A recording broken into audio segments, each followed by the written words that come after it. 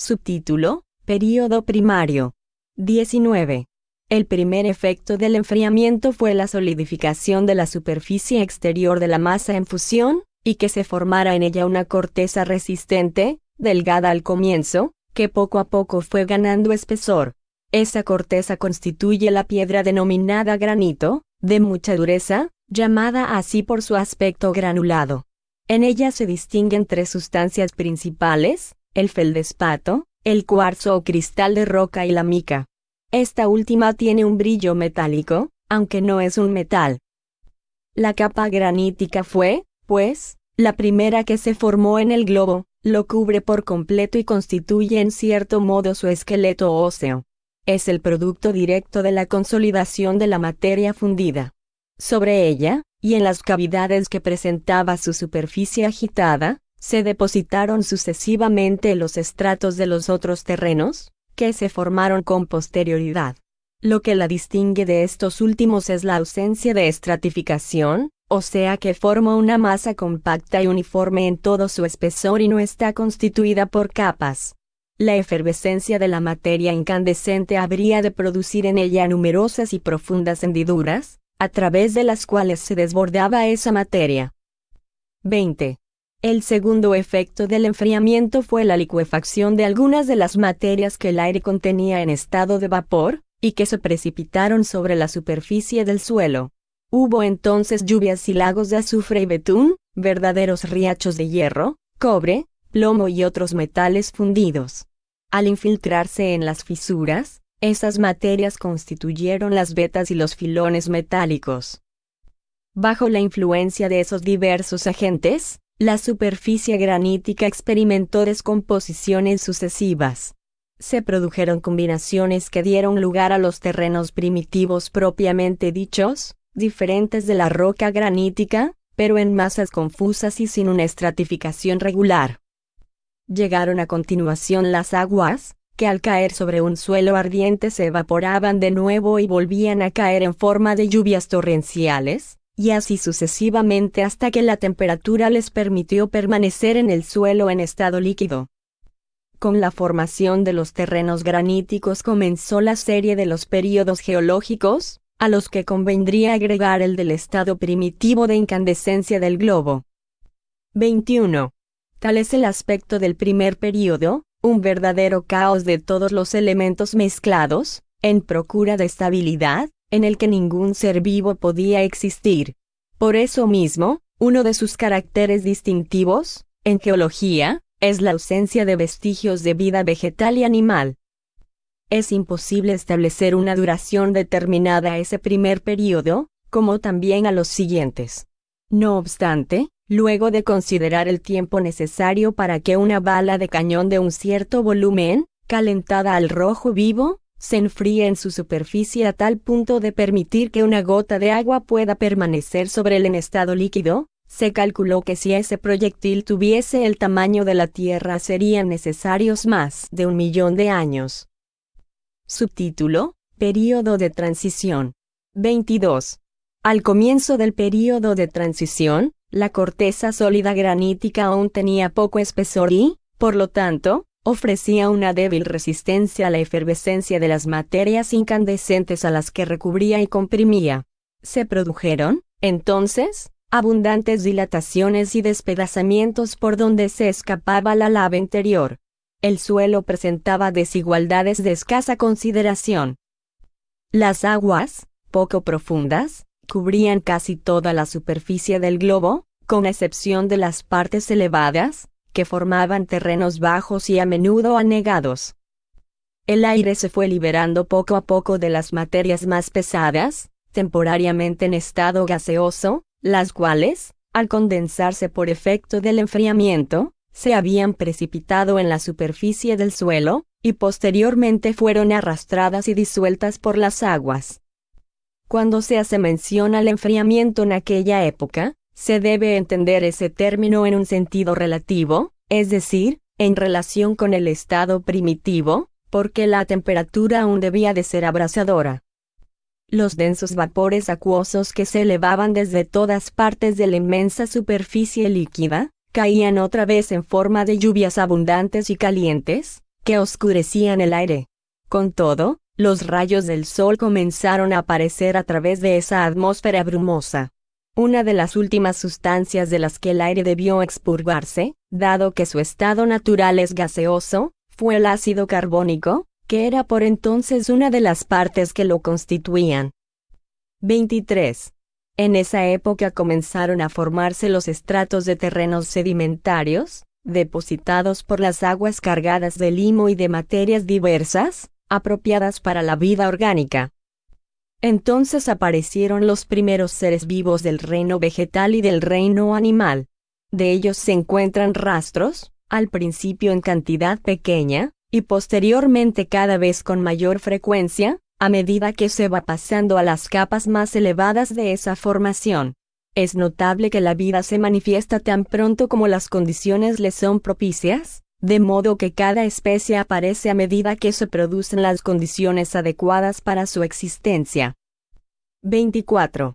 Los primeros seres orgánicos que aparecieron sobre la Tierra fueron los vegetales de organización poco compleja, designados en botánica con los nombres de criptógamos, acotiledóneos y monocotiledóneos, es decir, líquenes, setas, musgos, helechos y plantas herbáceas.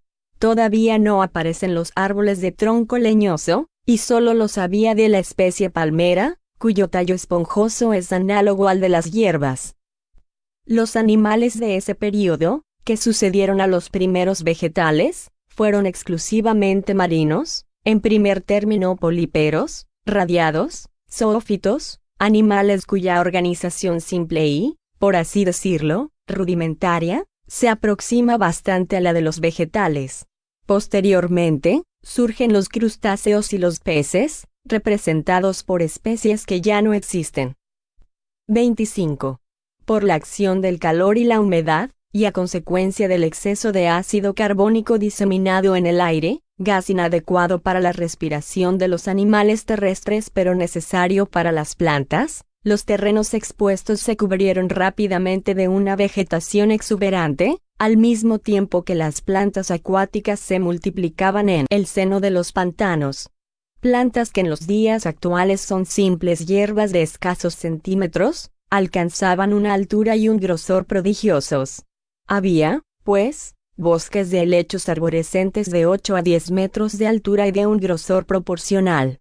Licopodios, especie de musgos, de la misma altura, asperillas, 29, de 4 a 5 metros, cuya altura no supera hoy el metro, y una infinidad de especies que ya no existen. Hacia el final del período comenzaron a aparecer algunos árboles de la especie de las coníferas o pinos. Nota de Allan Kardec. 29. Planta que vive en los pantanos, vulgarmente llamada cola de caballo. Fin de la nota. 26.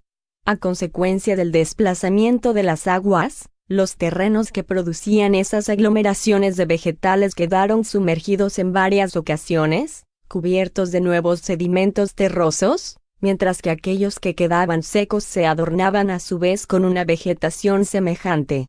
De tal modo, hubo varias generaciones de vegetales alternativamente aniquiladas y renovadas. No ocurrió lo mismo con los animales que, por ser todos acuáticos, no estuvieron sometidos a esas alternativas.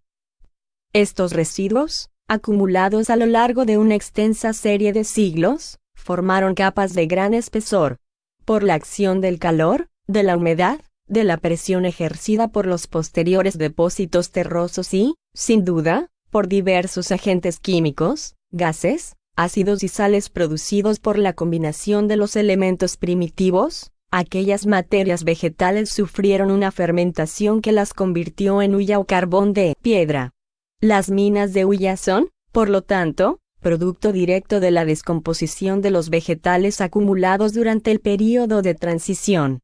A eso se debe que se los encuentre en casi todas las regiones. 30. Nota de Allan Kardec. 30. La turba se formó de la misma manera, por la descomposición de las acumulaciones de vegetales en terrenos pantanosos, pero con la diferencia de que por ser de formación mucho más reciente y, sin duda, en otras condiciones, no tuvo tiempo para convertirse en carbón. Fin de la nota. 27. Los restos fósiles de la exuberante vegetación de esa época se han hallado en la actualidad tanto bajo los hielos de las tierras polares como en la zona tórrida, por lo que se debe concluir que, puesto que la vegetación era uniforme, también la temperatura debería serlo. Los polos, por lo tanto, no se encontraban cubiertos de hielo como ahora. Eso se debe a que por entonces la Tierra extraía el calor de sí misma, del fuego central que calentaba de igual modo toda la corteza sólida, que todavía era de poco espesor. Ese calor era muy superior al que podía provenir de los rayos solares, debilitados además por la densidad de la atmósfera. Solo más tarde, cuando la acción del calor central se volvió muy débil o nula sobre la superficie exterior del globo, la del Sol se hizo preponderante, y las regiones polares, que apenas recibían rayos oblicuos, portadores de muy poco calor, se cubrieron de hielo. Se comprende que en la época de la que hablamos, e incluso mucho tiempo después, el hielo no se conocía en la Tierra. Este período debe de haber sido muy prolongado, a juzgar por la cantidad y el espesor de las capas de hulla. 31. Notas al pie. 31. En la bahía de Fundy, Nueva Escocia, el señor Lyell encontró, en un depósito de hulla de 400 metros de espesor, 68 niveles diferentes, que presentaban indicios evidentes de muchos suelos de bosques, los troncos de cuyos árboles conservaban aún sus raíces. L. Figuier. Empieza nota de Allan Kardec. Si no diéramos más de 1000 años para la formación de cada uno de esos niveles, ya tendríamos 68.000 años solo para ese estrato de hulla. Fin de las notas. Subtítulo: Período secundario. 28. Con el período de transición desaparecen la vegetación colosal y los animales que caracterizan la época, ya sea porque las condiciones atmosféricas no eran las mismas o porque una serie de cataclismos haya aniquilado todo lo que tenía vida en la Tierra. Es probable que ambas causas hayan contribuido a esa transformación. Por un lado, el estudio de los terrenos que indican el fin de ese período muestra que hubo grandes destrucciones causadas por los levantamientos y las erupciones que derramaron sobre el suelo grandes cantidades de lava y, por otro, que se produjeron notables cambios en los tres reinos. 29. El período secundario se caracteriza, en lo atinente al aspecto mineral, por numerosas y resistentes capas que indican una formación lenta en el seno de las aguas, y que determinan diferentes épocas perfectamente caracterizadas. La vegetación crece con menor rapidez y es menos colosal que en el período precedente, sin duda a consecuencia de la disminución del calor y la humedad, así como de las modificaciones repentinas en los elementos constitutivos de la atmósfera. A las plantas herbáceas y pulposas se agregan las de tallo leñoso en los primeros árboles propiamente dichos. 30. Los animales todavía son acuáticos o, cuando mucho, anfibios. La vida animal sobre la tierra seca progresa poco. En el seno de los mares se desarrolla una prodigiosa cantidad de animales moluscos, debido a la formación de las materias calcáreas. Surgen nuevos peces, de organización más compleja que en el período anterior.